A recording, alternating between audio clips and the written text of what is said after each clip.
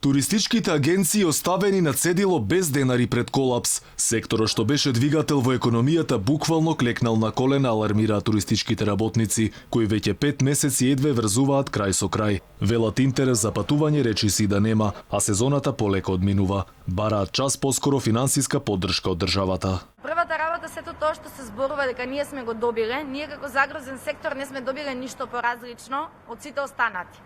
Платите кои што беа одобрени на сите што имаат 30% намален промет. Кај нас прометот е намален 100%. Значи нашиот промет е доведен на нула, така да ние не бевме погледнати на некој друг начин. Значи тоа се проширува и сите зависиме едни од други.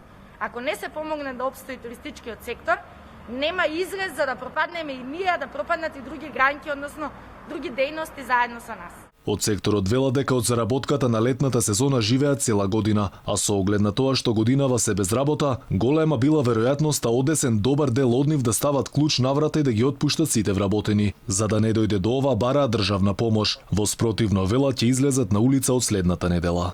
А ако продолжи вака, ние за жал нема да можеме да издржиме 2020 и ќе мораме да ги одјавиме сите вработени, да се одјавиме самите себе, да ги откажеме сите тие дуќани и да ставиме клуч на врата.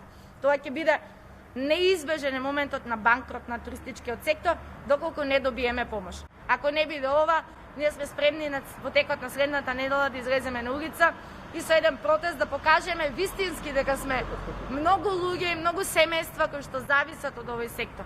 Ако и натаму не се чуе гласот на туристичките работници, околу 5000 луѓе ќе останат дома, а она што дополнително загрижува е дека само во мај годинава земјава ја посетиле 838 туристи, што е за скоро 100% помалку во однос на истиот месец лани. Според државната статистика, реализирани биле близу 5000 ноќевања, што е за 97,6% помалку за разлика од истиот период лани.